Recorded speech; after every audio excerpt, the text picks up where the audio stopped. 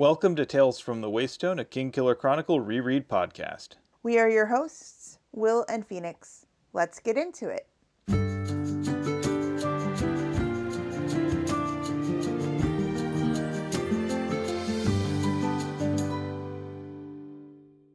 Welcome to Tales from the Waystone, Season 2, Episode 19, Wheels Within Wheels, where we will be looking at chapters 34 through 36 of The Wise Man's Fear through the lens of plot devices. As per usual, here is a short explanation of the pod. Each week we will be examining a section of The Wise Man's Fear through a chosen lens and figuring out what we can take from the text and apply to our real lives. We will also take some time to explore models of practical wisdom from the text with an Aristotelian phronimos of the week. After that, we will expand our understanding of our own world with an interesting fact. Then we will share a recommended thing of the week. And finally wrap things up with 7 words from the book and 7 words from our own lives. Before we begin, let's get some disclaimers out of the way. First of all, we are in no way affiliated with Patrick Rothfuss or his publisher Daw Books. Second of all, our discussions naturally assume that either A, you've read all of the books in the King Killer Chronicle, or B, you are one of those weird folks who doesn't mind having crucial plot details from the future revealed to you ahead of time like some sort of mad fortune teller. This is very, very accurate this time around, but needless to say, beyond this point, here be spoilers. Special note, this week, it's going to be extra spoilery, with some real R plus L equals J level theory. So I guess spoilers for Game of Thrones? So if you are averse to that sort of thing, like Gollum would say, leave now and never come back. Or maybe just sit this one out and come back next time because really I don't want you to leave and you don't have to be that dramatic. Also, a word to our community, please be kind to yourselves, to one another, and the creators of the worlds that we love exploring. And I get to talk more because I am going to avoid the raspberries. Yep, it's time for you to give us our 45-second recap. There are raspberries on the line, and I'm looking for an excuse to get more. Not this week. You say that, but hubris is the pride that goeth before the fall. So, you ready? I am. In 3, 2, 1, go. Kvothe gets Dinah's ring back, but now he can't find her. Then we get a whole bunch of lore and reminders of how the Chandrian are actually the big bad of this series, and then more lore and more theories, like R plus L equals J type theories. And then we get some really sweet friendship and bonding time between Kvothe, Will, and Sim. The end. 20.98 seconds. Correct. No raspberries this time. There will be more. Ugh. As long as it's not like white chocolate and raspberry. I wouldn't do that to you. I don't even really like white chocolate myself, so. And you're stuck with whatever I don't eat. Exactly. So, this time it's a lot of moving the story forward in bits and pieces as we get some exposition around the world itself and some of those sort of dangling plot threads that have been just kind of hanging out there. Like the antagonist, other than Ambrose.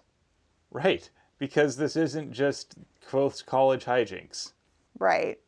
It's not a heist movie.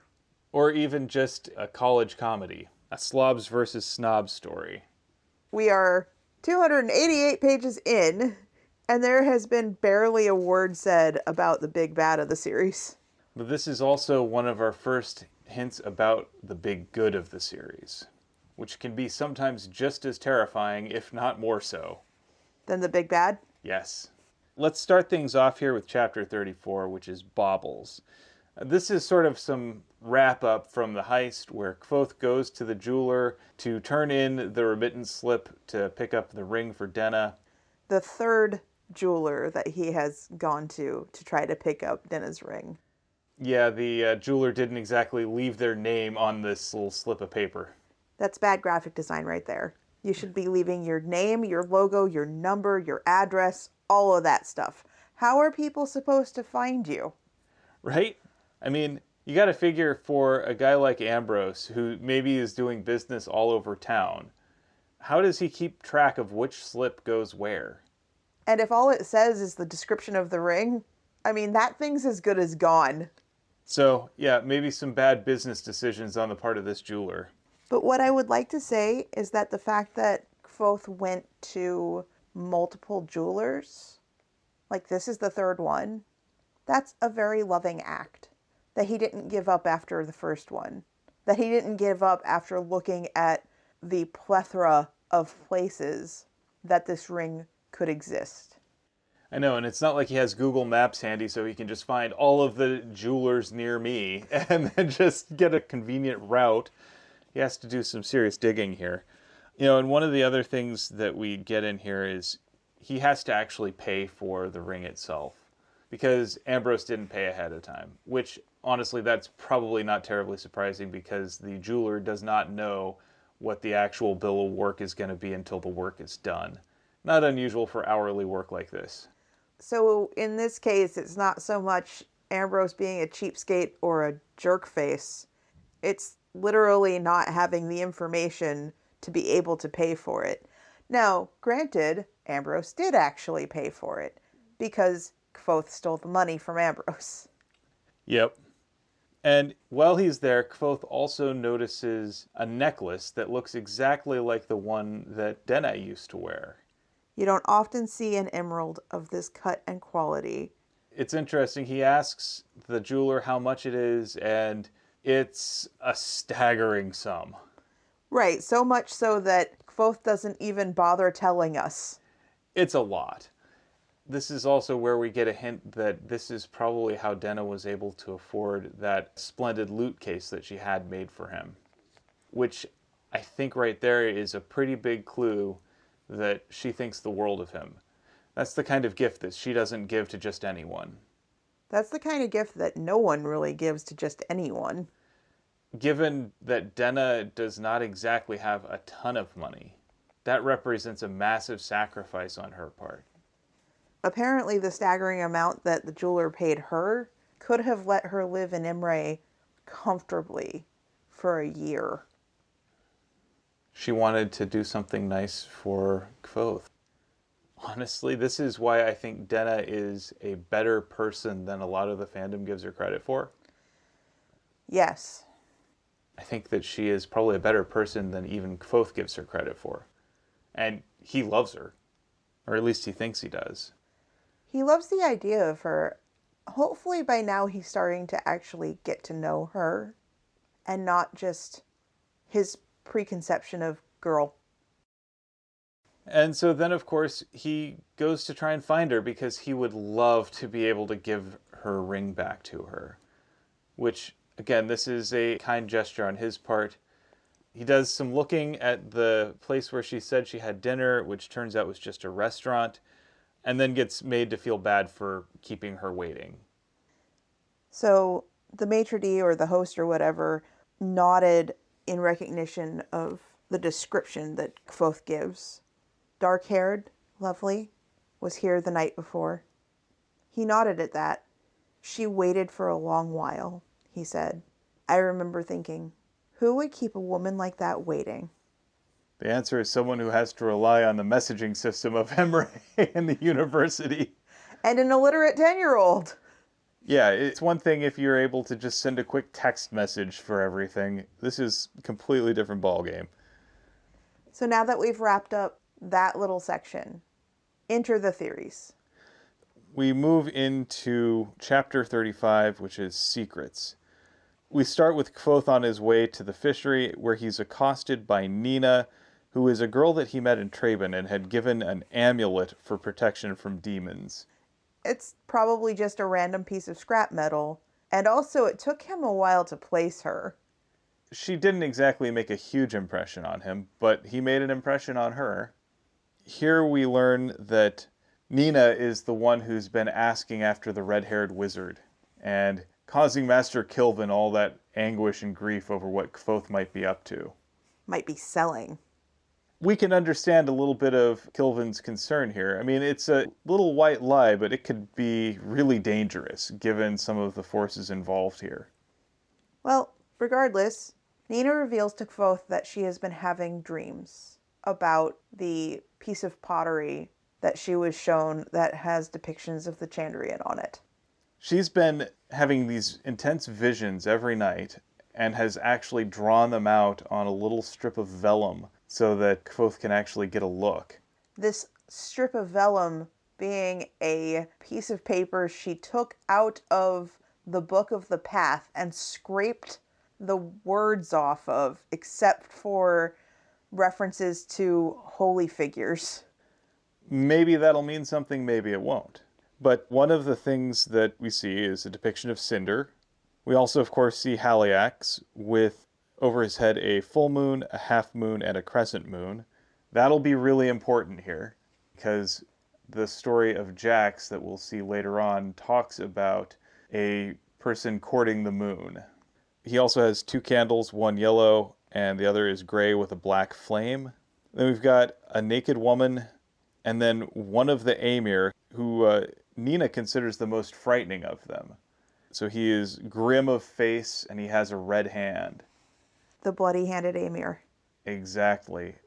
This is one of those kind reminders that nice and good are two very different things, and that sometimes good people can be terrifying, especially if they believe that in their heart of hearts someone is standing in the way of the greater good. They are not afraid to use that person or destroy that person the moment they cease to be useful. The Aemir themselves, I think, are pretty terrifying when you think about them. Like, they're sort of like this mix of the Knights Templar, and they have kind of an Illuminati feel to them, where they're all about the greater good. The greater good. And they don't fork around. We'll see later references to them with this guy named the Duke of Gibeah. He's essentially Nero. I was going to say more like Dr. Mengele, Fair enough. in that he, in the pursuit of the greater good, has chosen to perform all sorts of horrible medical experiments on his subjects. And all of the things that he's discovered have later gone into the general knowledge of medicine that people use in this world. Arguably, it has saved a lot of lives, but the cost is actually pretty staggering. He even has "for the greater good" as sort of a signet in his journal, which is a slogan associated with the Aemir. So these are not just merely romantic knights errant going out righting wrongs. These are people who act as judge, jury, and executioner as they see fit, and they can use whatever powers they want to meet their ends because they are completely convinced of their justification. I don't know about you, but that's pretty terrifying. And it's kind of that reminder that oftentimes villains think they're heroes. And I kind of feel that way about the Aemir. These people are pretty convinced that they're heroes, and in fact are so convinced that they will do literally anything to advance their goals. You might be able to squint and believe that it's going to be better in the long run if the Aemir are successful, but there are going to be a lot of people who are going to pay the price for it. I'm really fascinated by big goods as antagonists. So, very fascinating stuff there. So then it's important to note his bloody, outstretched hand wasn't demonstrating something. It was making a gesture of rebuke towards Haliax and the rest. And the others are shrinking away. He was holding up his hand to stop them. If Haliax is in fact Lanray, could this possibly be Celatos? It's possible. Like, Celatos has that true naming power, that true seeing power as well. It feels like a cleric from Dungeons and Dragons using Turn Undead. That's a wonderful spell. Actually, it's a divine ability, it's not a spell. Pedantic. Look, these are the rules. It's very important that we get those correct. Because you can't counterspell Turn Undead. Okay.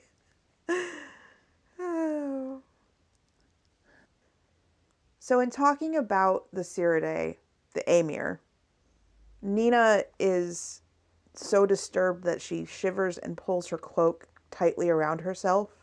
She says, "I don't like looking at him even now." And she drew him. They were all awful to look at, but he was the worst. I can't get faces right, but his was terrible grim. He looked so angry. He looked like he was ready to burn down the whole world. And then Kvothe asks, If this is one side, do you remember the rest of it? And while it's not as vivid, she does remember some of it. She said that there was a woman with no clothes on, and a broken sword, and a fire. She looked thoughtful then and shook her head. Like I told you, I only saw it for a quick second. I think an angel helped me remember this piece in a dream. Interesting. So we also know that she is a believer in the Talon religion, which has a cosmology of angels and demons and things like that. And also that the entire town thinks that the Dracus was a demon. We also know that Kvothe is kind of going out of his way to avoid talking about that whole bit because he doesn't want to take responsibility for any of that. Yeah. So the words that she specifically didn't scrape off of the vellum that she unceremoniously cut out of the Book of the Path, she was careful not to scrape off Telu's name, or Andon's, or any of the other angels. She'd painted the Amir so that the words Andon and Ordal rested directly on top of his shoulders, one on each side, which sounds a lot like the angel and demon iconography, especially from like old school cartoons where we've got one angel on the shoulder and one devil on the other, trying to entice someone to either do the right thing or to do the fun thing. And then she says, and painting is like telling with pictures instead of words. And I love that. The other thing that is kind of funny here is Kvothe is mildly horrified that she stole this from the Book of the Path, though not so much from the religious angle, mostly just because he reveres books so much after all his time in the archives. Oh man, if Lauren ever heard about this. Lauren, who freaks out if people handle a book by the wrong side of it. Grasp it by the spine. The spine! Just that wholesale abuse of a book, even a book that one doesn't necessarily care for, is a bridge too far. But all of this also serves a purpose. It gives Kvothe another angle to find out about the Chandrian, because apparently they have a connection to the Aemir, and as he says here, the Aemir have a public history that is pretty well documented, so that may give him a place to start. Rather than looking more into the Chandrian, who have little snippets in children's stories and nursery rhymes. Now, Kvothe does compliment Nina on her choices. She figures that no demon would ever look at a page from the Book of the Path, so regardless of the abuse of the book, she has a practical reason, quote, practical reason, to feel okay and no remorse whatsoever for having destroyed a part of a book. And then the bell rings the hour, and Nina is just like, oh no, my mom's going to kill me. And Kvothe is so tickled by the fact that this girl that was so brave as to challenge the Chandrian or tempt fate that way is afraid of her mother. That just kind of speaks to kids' priorities. Like, you're afraid of getting grounded, or they might yell at you. One thing to know about the public history around the Aemir is that the Aemir had been founded, quote, founded by the Talon Church in the early days of the Aeturan Empire. But the pottery that Nina had seen had been much older than that. And so what Kvothe also knows is that the Aemir had been condemned and disbanded by the church before the empire fell. But also to note that the Chandrian were still afraid of the Aemir. So that kind of makes me think there might be two organizations of the Aemir. You have one organization that stretches all the way back to Mir Terrenial, that is this force dedicated to fighting the Chandrian at all costs, that has been pursuing the Seven across the face of the earth and dedicated to the greater good, etc., in secret, and is living on in legend. And then there is another group that is inspired by those stories, uses that as their name, and is treated as an official wing of the Aeturan Empire during its founding. And the church. It's a blending of church and political power. I'm specifically thinking about the Knights Templar here, who started as effectively a wing of the Catholic Church during the Crusades and amassed massive sums of wealth, and then used that to garner political power throughout Europe. And then, after their power grew too great, they started to become a threat to the monarchies and the church itself. So then they were officially excommunicated and disbanded and sentenced to death. I think this may be a case of that, where you have this group that amasses both religious and political power in equal measure and ends up alienating both power bases, which is why they end up then being excommunicated and expelled and condemned, driven back into the shadows. Whether they were ever tied officially with the true Emir, or if and serving as just their public front, or if they were just inspired by them, either way, the only ones left are the secret true Emir. Very interesting stuff. So, moving on, chapter 36 is called All This Knowing, and this is just a really good bit of character building, specifically for Kvothe, Will, and Sim. So, it starts out with the three of them pub crawling, and they eventually wind up at the Aeolian. They don't remember a whole lot, except that they did do a bit of singing. So Kvothe made his way through with her, with he, with the withy, which is something I can't say 5 times fast, much less sing. So that actually kind of reminds me of the Mother Pheasant Plucker song that Hank Green has. A little bit, yeah. A little bit less profane, perhaps, or potentially profane. But yes. There is a possibility that there is something that is meant to trip you up over. You mean not just the title?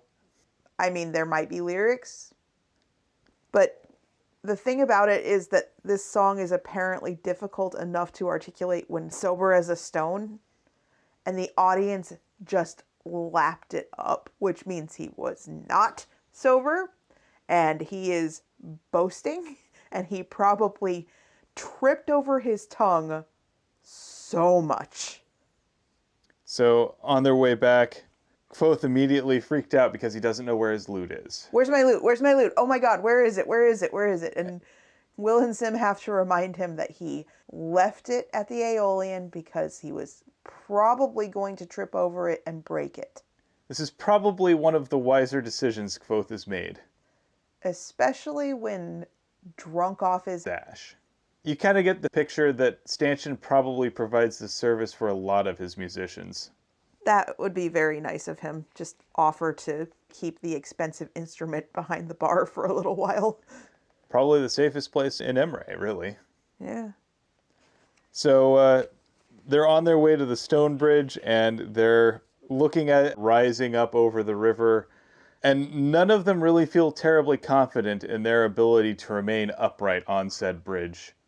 So as it turns out, Will knows a little clearing nearby, and that clearing happens to have a greystone in it. It's really kind of funny the way they all react to it. So for Kvothe, coming from his trooper's background, his life on the road, a greystone is a site of warmth and friendship and hospitality, and he greets it with sort of an easy familiarity. He almost greets it the way that you would a horse. An old friend. Very gentle, warm, and welcoming. Whereas Simon and Will have more negative connotations associated with them. Like superstition. Yeah. Sim specifically says, don't push at that thing. You'll tip it over. No. This would be like trying to tip over Stonehenge. Yeah. It's not going to fall. But Sim is nervous, and he says, just come away from it. They're not good things. They're pagan relics. And then, in the same way that you and I might have a conversation about a thing where one of us says, no, it's this way, and the other one says, no, it's that way, we'll look it up on Google. Sim and Kvothe have a little bit of a bet going on and says, a jot says I'm right, and they're going to go look it up in the archives later.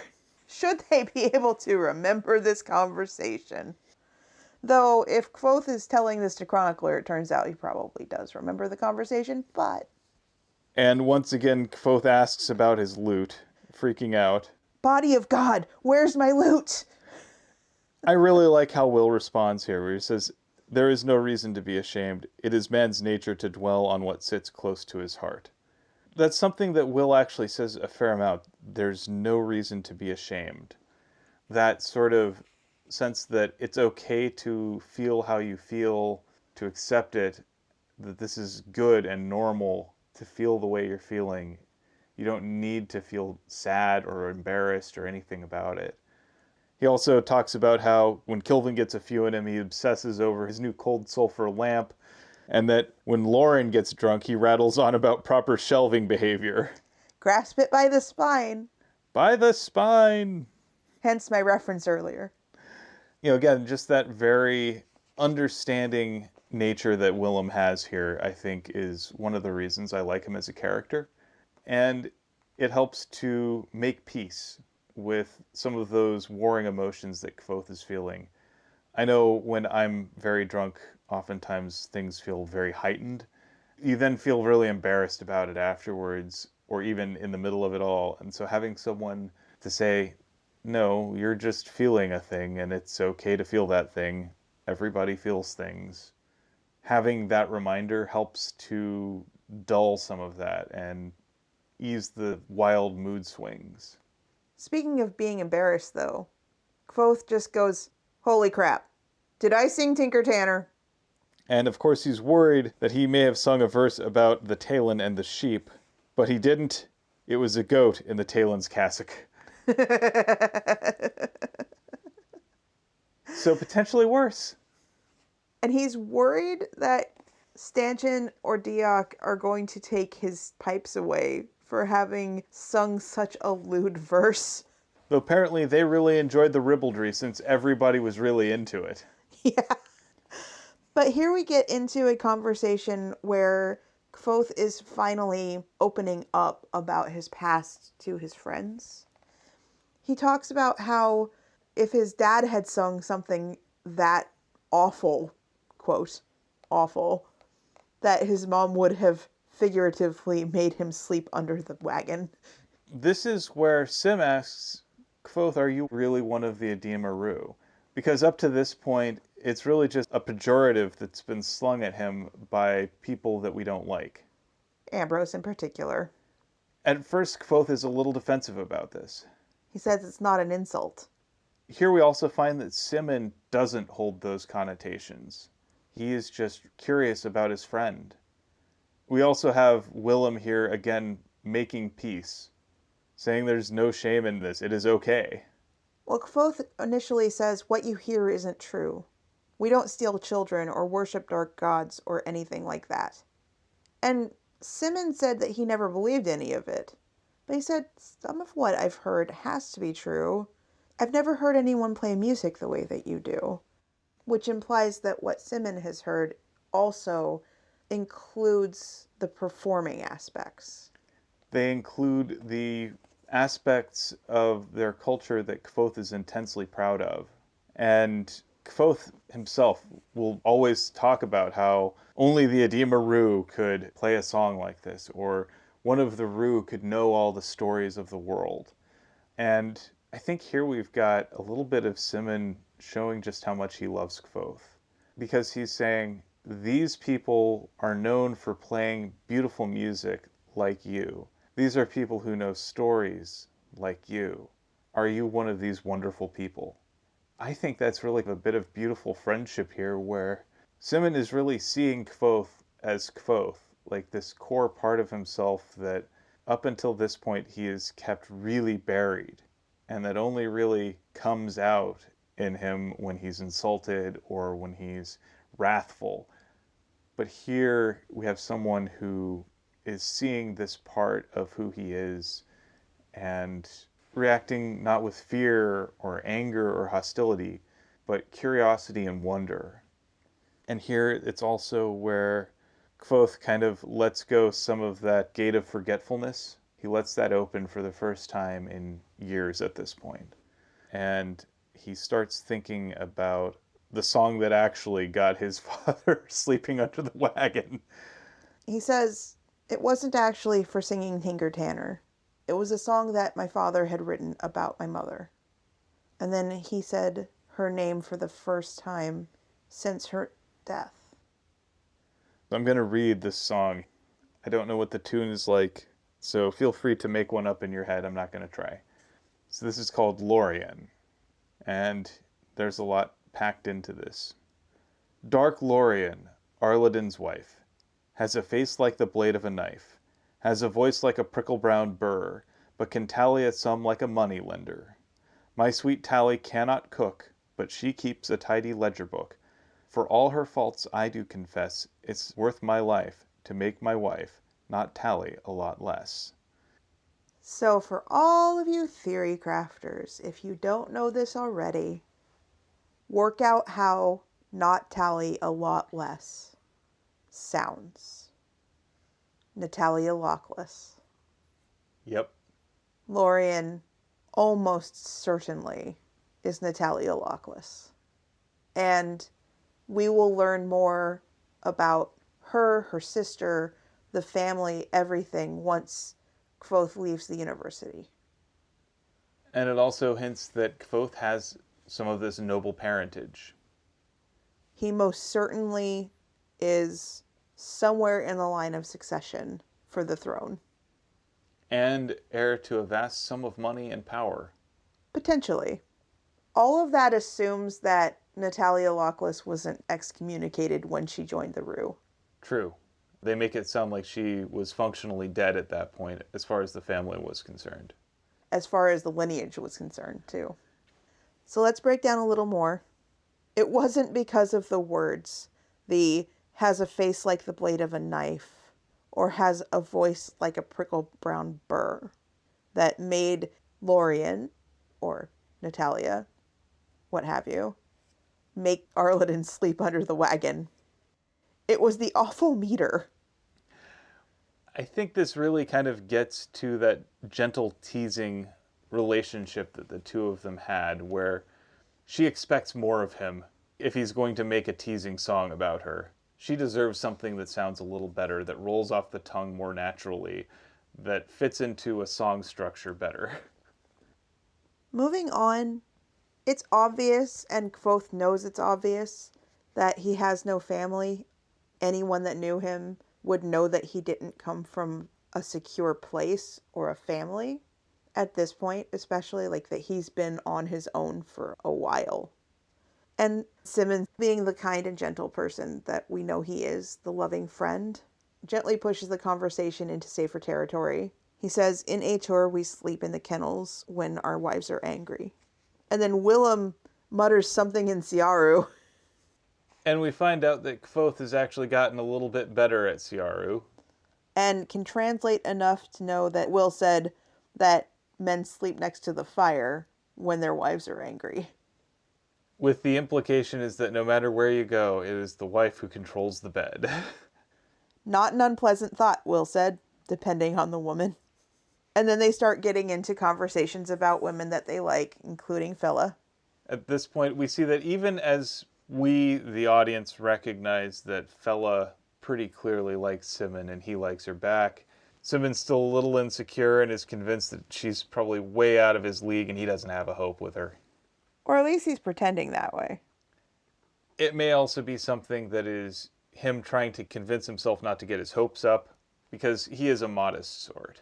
Sim refers to her as the prettiest girl in the Commonwealth, to which Kvothe rebukes what he said and says, "No, just on this side of the river, because Denna is the prettiest girl." Of course, Denna is the prettiest girl. The girl you're in love with is the girl that is the prettiest to you. This is true. I'm just going to say this regardless of what gender you are attracted to, the person that you are attracted to, that you have a crush on or that you are in love with, that's always the prettiest person out there. I can speak from my own experience. I know that I'm attracted to the prettiest people, and you can't convince me otherwise. You're cute, and I love you. Thank you. I love you too. Let's give everyone a chance to retch up their lunch. All right. And speaking of this, Simmons says that Kvothe should probably at least make some kind of move with Denna to let her know how he feels. And here's where Kvothe says, but I have to be certain, even as he's gotten tons of evidence.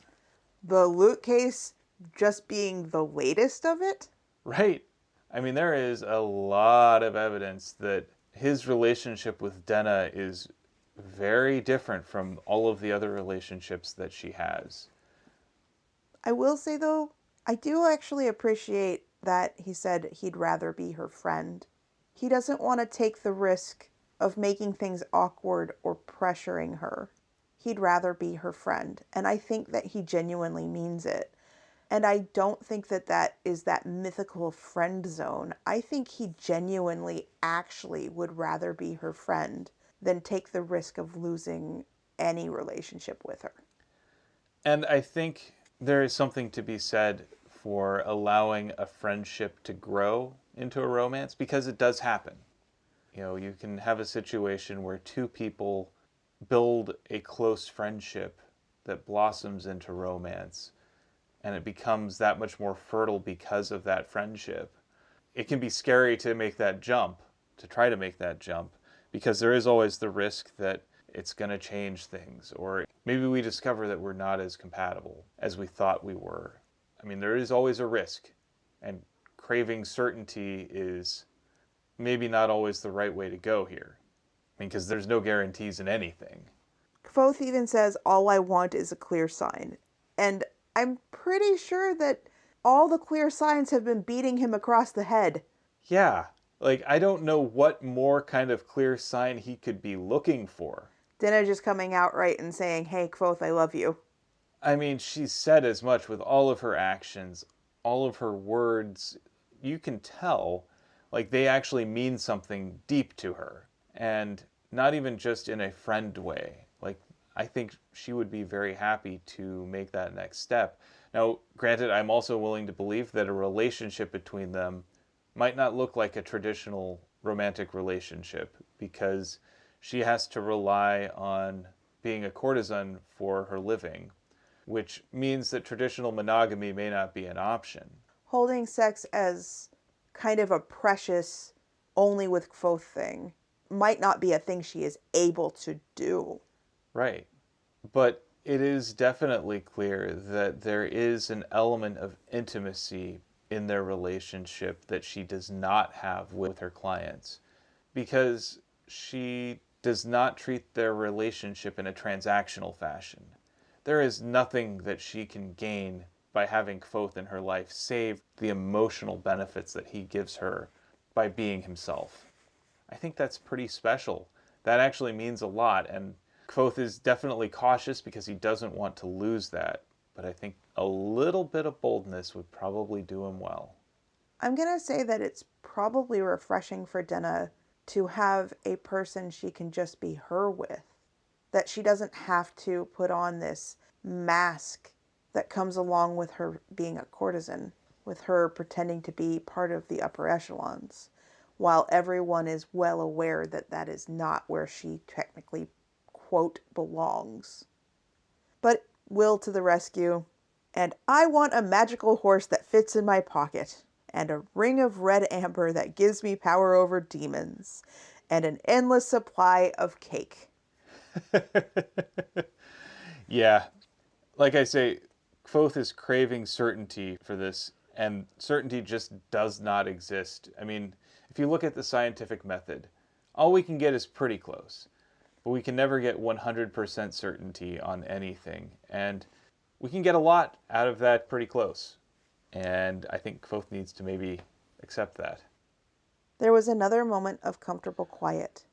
The wind brushed gently through the trees. It's a very evocative sentence there. Especially for a book and a series that's all about someone who is identifying themselves with the wind. They say that the Rue know all the stories in the world. Kvothe says it's probably true. And Simon asks for Kvothe to tell him one. And so first Kvothe says, if you have to use the bathroom, do it now. I'm not stopping for you in the middle of my story. So go piss off. I mean, that's just good etiquette. And the story starts off with a preamble and a reference to a strange place called Ferenial. If you believe the stories, there are two things that make Ferenial unique. First, it is where all the roads in the world meet. And I think that that sentence is very important because one of the things that Denna has said to Kvothe is that she'll see him where the roads meet. Second, it's not a place any man has ever found by searching. It's not a place you travel to, it is a place you pass through while on your way to somewhere else. And I wonder if that explains how Denna had a pair and where Denna goes when Kvothe can't find her. So I kind of take this in a different way. I think that when Denna uses it, because I do not believe that Denna is magical inherently, I think she is a regular mortal, like everybody else in the story. Almost everybody else in the story. Okay, yeah. Almost everybody else, I'll give you that. But I think she's mortal. I think she is a regular human being. I think that when she uses it, this is a case where perennial is a state of mind. It's sort of a collective unconscious where everybody's dreams live when we're awake. And that there's elements of Denna that are reminiscent of perennial, and that you can't find her by looking for her. But she feels the same way about Kvothe. Kvothe is also in perennial for her. She can't find Kvothe when she's looking for him. They find each other when their roads cross, which is almost by accident. There's an element of kismet to it, sort of a cosmic fate. I think that that is her being poetic, describing what her feelings are for what it's like to try and find Kvothe. I think it's also how Kvothe feels about her. I think it's not literal in the story. I think it is a metaphor that they use to describe what it is like to have one another in their lives. I like that theory. I also like my theory. I don't know which one is right or if either of them are right. I'm betting neither of them are right. I think I'm right. But to continue, and I think this is also important, they say that anyone who travels long enough will come there. This is a story of that place, and of an old man on a long road, and of a long and lonely night without a moon. There's that moon imagery again. It also calls to mind sort of a Canterbury Tales sort of thing where you have travelers on the road coming from disparate backgrounds and coming together for one night to be some sort of semblance of community. These sort of weird impromptu communities that spring up in all parts of the world. Like, if you've ever gone traveling and stayed in hostels, when you're traveling in a foreign land and you don't know the language, your fellow travelers in youth hostels and the like tend to become this weird sort of impromptu family. They become your friends, and even if you never see them again, for those days or weeks that you spend together, it becomes a found family of sorts. You go hang out together, you see movies together, you go to clubs together, you go to museums together, you see the sights together, and then you go your separate ways. Like, I remember that when I graduated from college, I spent about a month in Germany. And in my travels in the hostels, I came to look for Australians because so in Australia it is a common tradition, I guess, for people to save up for a great big round trip ticket all over the world that's open ended, and people will go out and see the world and spend time exploring before going back to Australia. Our Australian listeners, I'm really curious where you went on yours. If that was something that you did, or if this is something that I misapprehended. But I'm really interested to hear more about this. But yeah, I fell in with a group from Australia and we had a really good time. You know, we were very different people. I think I was a different person then than I am now. I don't see how I couldn't be. But I just remember, there were people that I probably wouldn't have hung out with on my own, but suddenly I was spending a lot of time with him. We were drinking together, we were going to bars together, we were doing all of the things that otherwise would have felt really lonely when you're out on the road like that and building that community, and it just felt really open and free. I want to hear more about our listeners' takes on that. But anyway, we'll talk more about that next week when we actually get to the meat of this story. I really enjoyed listening to you talk about that. Time for you to talk a little bit more because it is your turn for the phronemos.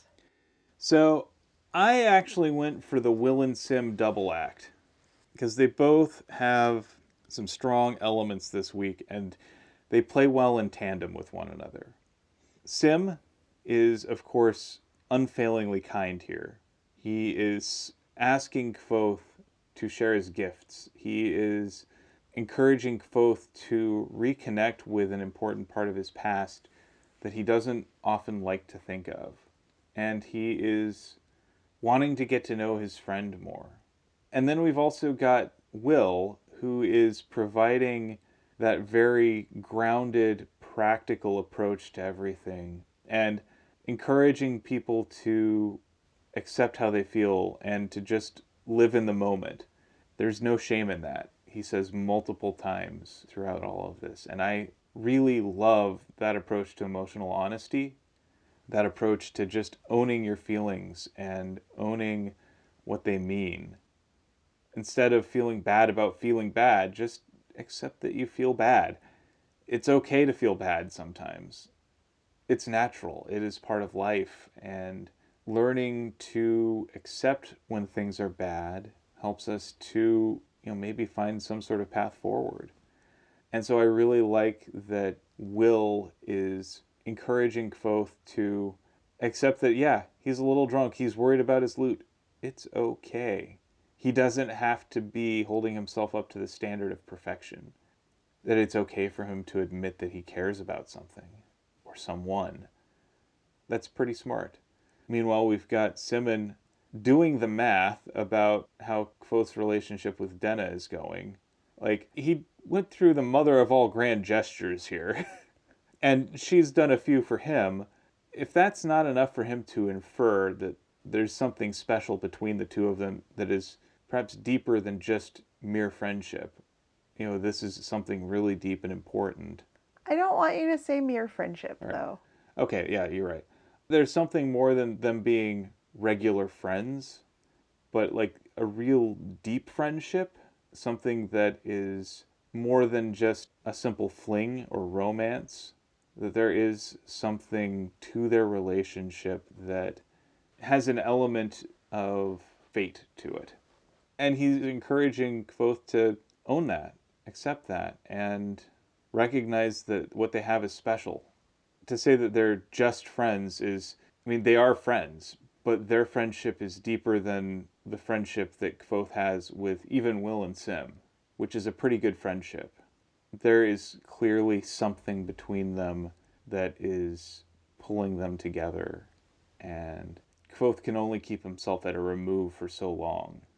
We know that Denna is also pulling Kvothe closer as well. She's revealing more about herself. We see her vulnerable around him in a way that she really isn't around other people. So I think that Sim has some pretty astute observations here. So those are my picks for my Phronimos. How do you like that? I think that while a mild cop out to choose both of them, they are kind of a match set, salt and pepper shaker, what have you. Yeah, they're Abbott and Costello. So I think that you chose well. Thank you. Moving on here, it is your turn for interesting fact of the week. All right. So, in a way that is plot twist of I am actually going to name my interesting fact the way that Will does, I'm calling this one Life Finds a Way, also known as Not Just for Dinosaurs Anymore. Okay. So, you and I were both Discovery Channel lovers from an early age, yes? Oh, yeah. Okay. So, do you remember hearing like just a whole ton of information and news about how close the California condor was coming to extinction back in the late 80s and early 90s? Yeah, because it was like down to double digits. It was 30 of them. Right. Like in captivity, in a breeding program, but there were only 30 of them known to exist in the entire world. Yeah, I remember that. All right. So, through a Herculean conservation effort, over the past 30 plus years, their population has grown to just over 1,000. So, yay! But that's not my interesting fact. Nope. The thing that I wanted to share with you all today is that San Diego Zoo Wildlife Alliance conservation scientists are reporting that 2 chicks have recently been hatched from eggs that were not fertilized by male condors. Oh, interesting. This is a process called parthenogenesis, Mm-hmm. which is the basis for how the dinosaurs in Jurassic Park were created from one unfertilized egg to create further dinosaurs for the park. It's actually real. There are a lot of different species that can reproduce through processes like parthenogenesis and other asexual reproduction methods. In this particular case, while if you remember the dinosaurs were all female because they were all hatched from no male bits, it turns out also that birds have a different chromosome structure than the XY chromosome structure that we were all taught in like 8th grade biology, which in itself is inaccurate and not steadfast, just like 1X and 1Y equals whatever. In this case, they have a completely different set of chromosomes. There's Z and W. Huh. It's just labels, but it is completely different than humans. And so for birds, a ZZ bird is genetically male, where a ZW bird is genetically female. When a female bird lays an egg and it splits and duplicates and does all the things that parthenogenesis is, it creates a copy of its Z chromosome and becomes a male chick. Huh. Yeah. And so 2 separate female condors have laid eggs that became chicks without having a male bird help. Interesting. Yeah. And so that was really, really interesting to me. But what's also interesting to me is that both of the female birds were actually in enclosures with male birds that they have previously bred with successfully. Unfortunately, neither one of the new chicks survived, and there's probably a good reason for it. So when you have 2 different chromosomes from 2 different parents, the chances of a bad chromosome or a bad gene that would cause a disease or an abnormality being the one that presents as dominant is less likely because you have another set of genes that can take over for that bad one. In a bird that is 2 copies of the same gene structure, you don't have the overlap and you don't have the safeguards. And so if there was an abnormality that would cause an early death, it is almost a certainty that it will present. And so in this particular case, both of those birds didn't make it. But there is the possibility that if a female creates an egg that hatches without male genes being introduced and that chick is viable and lives to adulthood, that male chick could then breed with other female condors and increase the biodiversity in the whole population, which is currently a massive problem because all of the existing condors came from the 30 that used to exist back in the 80s. That's really fascinating. Yeah. Hopefully that means that they can figure out how to encourage that or artificially create that.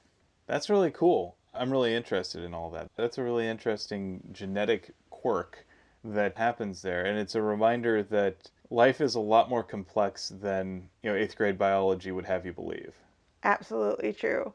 And so I think that also gives us just a little more hope for the future of certain species. Like, I found that because somebody posted about it on Twitter. And then, of course, SciShow made a video about it after I'd already decided to make it my interesting fact this time. Oh well. It just means they've got good taste. Well, it also means that they're up on their scientific knowledge. I would take it as a flattery. That we both came up with the same thing through completely separate channels. Yeah. I got it. But that doesn't mean I'm not going to link to that video, because seriously, that video explains it way better than the article I found. Excellent. You seem to be chomping at the bit. So it's my turn here to do the thing of the week. My recommendation is a YouTube channel called 2 Minutes to Late Night. It's the world's only heavy metal themed talk show, which features the greatest bar mitzvah band in the world, Mutoid Man. So it's hosted by Guarsenio Hall, who's best described as Conan O'Brien in Corpse Paint. The show features interviews, sketches, bedroom covers featuring musicians from an array of popular metal acts, including Mastodon, Baroness, Deathclock, High on Fire, In Flames, Shearwater, The Acacia Strain, Testament, Frozen Soul, Protest the Hero, The Cybertronic Spree, and loads others. So I first ran into these through the bedroom covers, where what they do is they have been using Patreon money to help hire musicians from all of these great bands to record these covers in their bedrooms. So they'll each record a track and play together and build sort of a cover. And the aesthetic for many of these would be best described as yacht goth. I mean, so if you've ever wanted to hear like a heavy metal cover of a Phil Collins song or something like that, yeah, or Baker Street, yeah, you get a lot of that, and it's a lot of fun. The sketches are pretty funny too. I like their judgment specials where Guarsenio will serve as judge and then force two comedians to adopt arguments in a particular side of an argument. One of my favorites is one where Guarsenio asks Jonah Ray from MST3K and Kyle Kinane, who is a Portland area comedian, to make a decision over what is the proper etiquette for wearing a heavy metal band t-shirt. Like, so ultimately, the ruling comes down to one, you don't get mad when famous people wear a heavy metal shirt, because they're basically giving everybody else license to wear heavy metal shirts, even if you were doing it before it was cool. So it just means you have one less little bit you have to decide, and it doesn't matter if Justin Bieber has opinions about Slayer's Raining Blood. It's okay. And then you've got the other side of it is okay to wear a shirt that you bought at the concert. Because guess what? Who gets to tell people what to do? Why are you even bothering? If you want to wear that shirt that you got at the concert, wear that shirt you got at the concert. It might get a little bit sweaty or whatever, but at least you know that you'll have it and you can always wash it when you get home.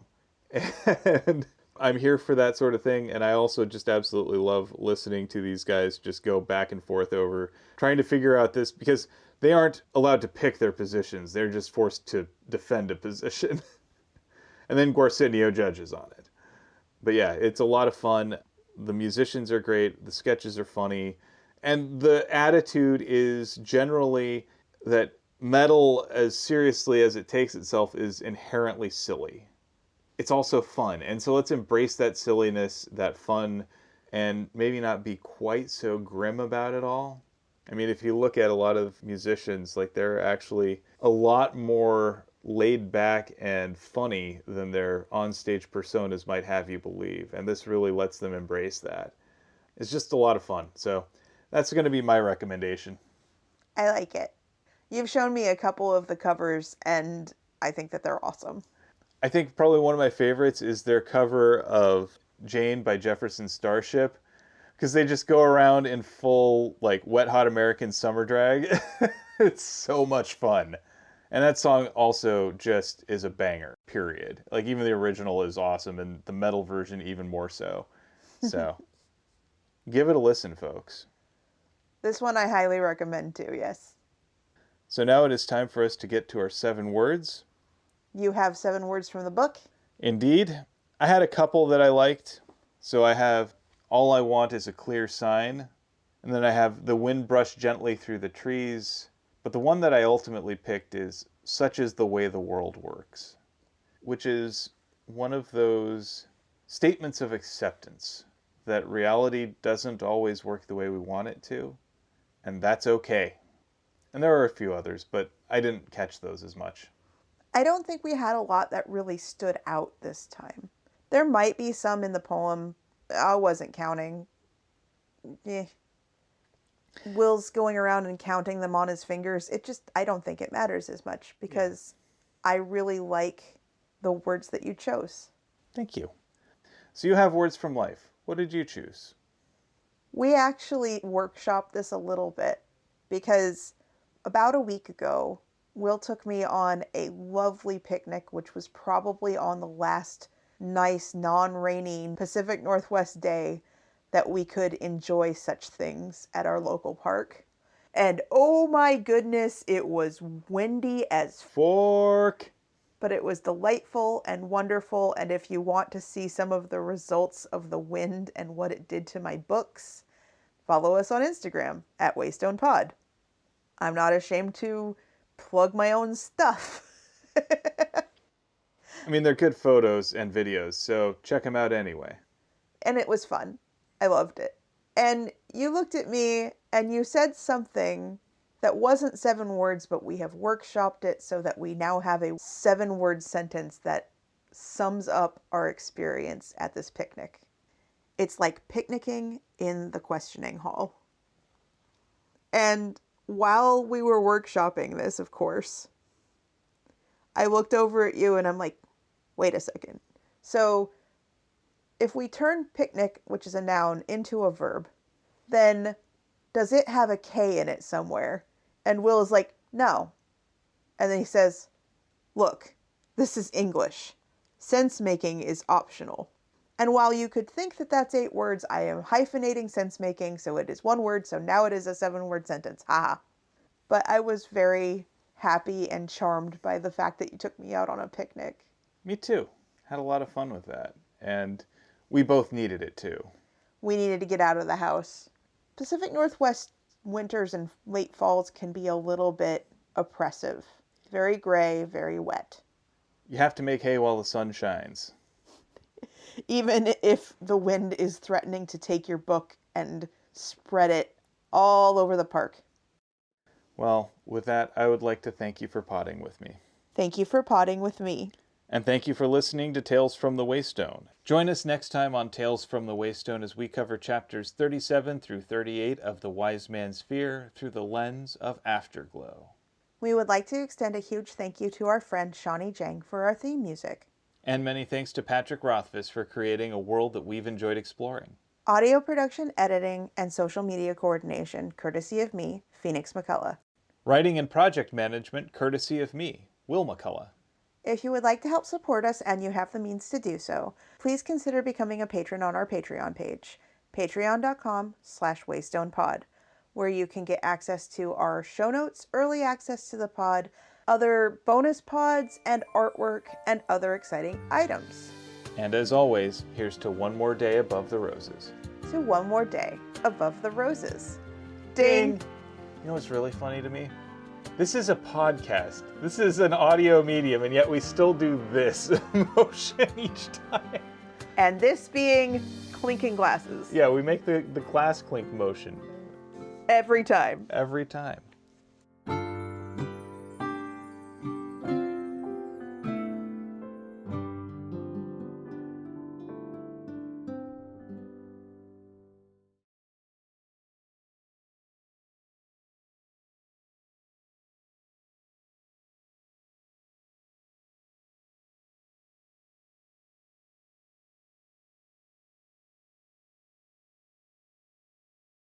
And none of them really feel terribly comfortable in their ability to stay on top. Say that again without innuendo. That again without innuendo.